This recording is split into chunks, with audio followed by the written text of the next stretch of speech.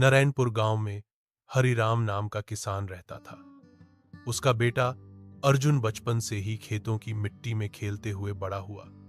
सुबह सुबह वह पिता के साथ बैलों को चारा डालता, नहर से पानी मोड़ता और बीज बोने के तरीके सीखता। स्कूल से लौटकर भी वह किताबों के साथ साथ खेत की खाता बही और उधार पर्चियों को समझने बैठ जाता। हरिराम अक्सर कहता, बेटा, फसल की कीमत खून पसीना ही नहीं, कागज भी तय करता है। और अर्जुन उसकी हर बात ध्यान से लिख लेता। एक साल बेवक्त बारिश ने सरसों की फसल झुलसा दी। गांव में मायूसी छा गई।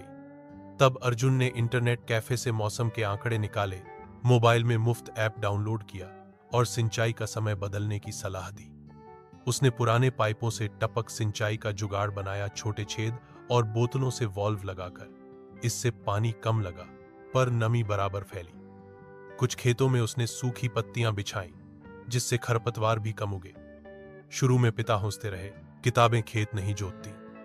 पर जब गेहूं की बालियां भरी भरी निकली और मंडी में अच्छे दाम मिले तो उनकी आंखें भर आईं। अर्जुन ने गांव के 4 किसानों की फसल जोड़कर सामूहिक नीलामी करवाई, जिससे दलालों के बजाय सीधा ऊंचा भाव मिला।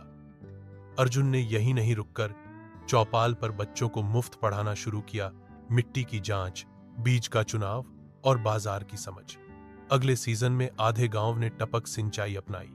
खेत वही थे, आसमान वही, पर नजर बदल गई थी। हरिराम ने बेटे के सिर पर हाथ रखकर कहा, तू केवल मेरा बेटा नहीं, इस मिट्टी का भरोसा है। अर्जुन मुस्कुराकर बोला, मेहनत की फसल सबकी थाली में सबसे मीठी लगती है।